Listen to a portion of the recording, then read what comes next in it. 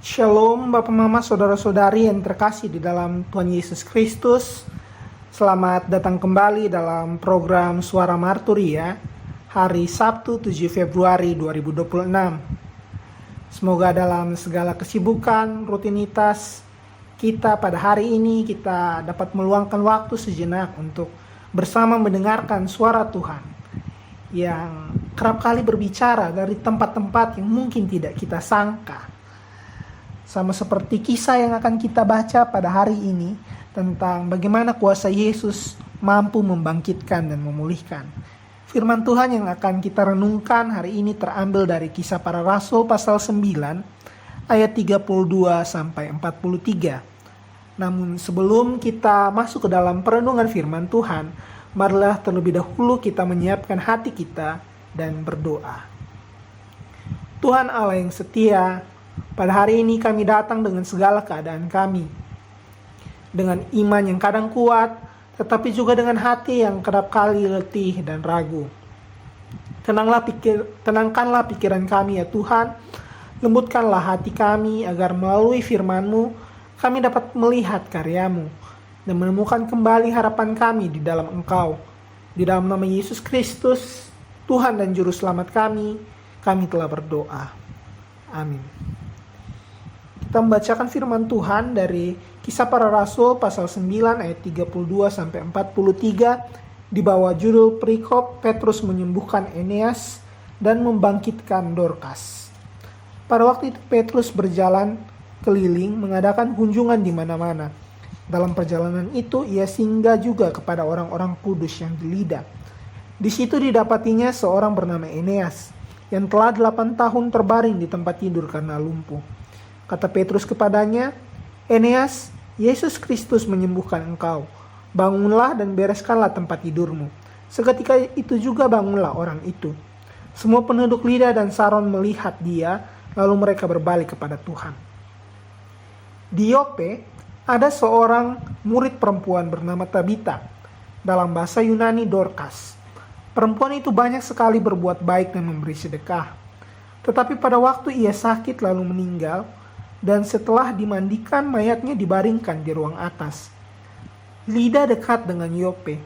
Ketika murid-murid mendengar bahwa Petrus ada di Lida, mereka menyuruh 2 orang kepadanya dengan permintaan, "Segeralah datang ke tempat kami." Maka berkemaslah Petrus dan berangkat bersama-sama dengan mereka. Setelah sampai di sana, ia dibawa ke ruang atas dan semua janda datang berdiri dekatnya. Dan sambil menangis, mereka menunjukkan kepadanya semua baju dan pakaian yang dibuat Dorcas waktu ia masih hidup. Tetapi Petrus menyuruh mereka semua keluar, lalu ia berlutut dan berdoa. Kemudian ia berpaling ke mayat itu dan berkata, "Tabita, bangkitlah." Lalu Tabita membuka matanya dan ketika melihat Petrus, ia bangun lalu duduk. Petrus memegang tangannya dan membantu dia berdiri. Kemudian ia memanggil orang-orang kudus beserta janda-janda, lalu menunjukkan kepada mereka bahwa perempuan itu hidup. Peristiwa itu tersiar di seluruh Yope dan banyak orang menjadi percaya kepada Tuhan. Kemudian daripada itu, Petrus tinggal beberapa hari di Yope di rumah seorang yang bernama Simon, seorang penyamak kulit. Demikianlah firman Tuhan. Kiranya firman ini boleh kita renungkan dan kita hidupi dalam keseharian kita.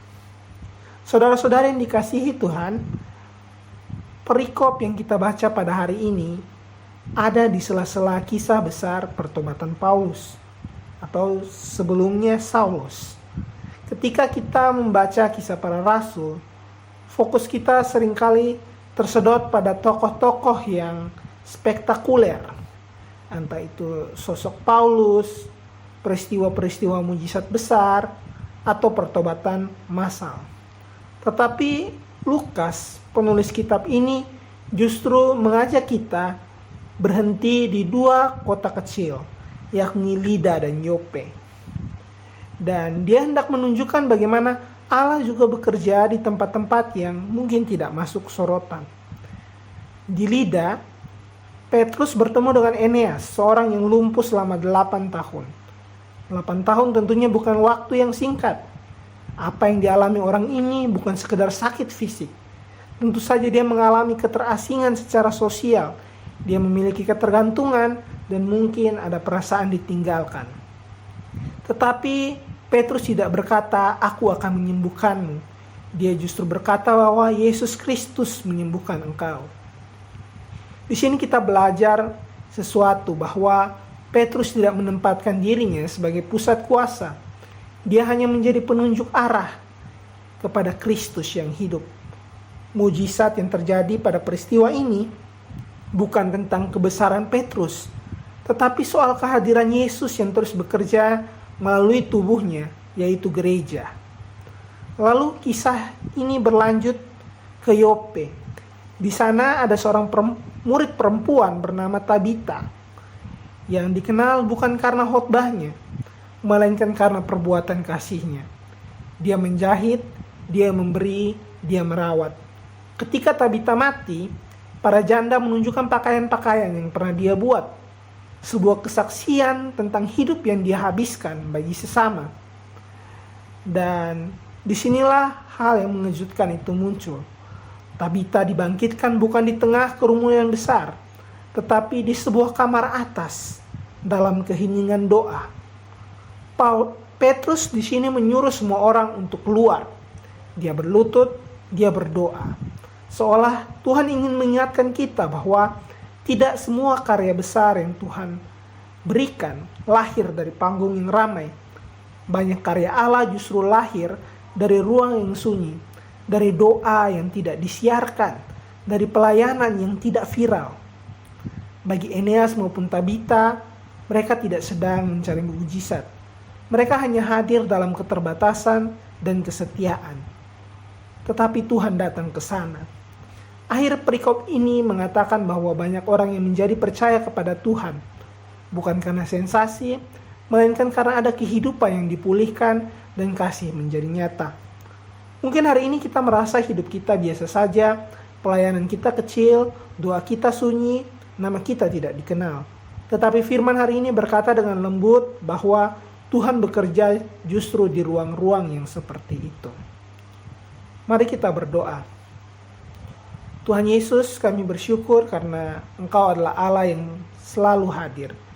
Bukan hanya di tempat yang besar dan gemerlap, tetapi juga dalam ruang-ruang sunyi di kehidupan kami. Ajar kami setia seperti Tabita, bersikap rendah hati seperti Petrus, dan percaya seperti Eneas yang bangkit oleh firman-Mu. Pakailah kehidupan kami meski sederhana, meski sering tak terlihat, agar melalui kami nama-Mu dimuliakan dan banyak orang menemukan harapan. Dalam nama Yesus Kristus, Tuhan dan Juru Selamat kami berdoa. Amin. Saudara-saudari yang terkasih, terima kasih sudah mendengarkan renungan suara Marturia hari ini. Kiranya firman Tuhan menyertai langkah kita dan kita setia di tempat di mana kita melayani. Tuhan memberkati kita semua. Shalom.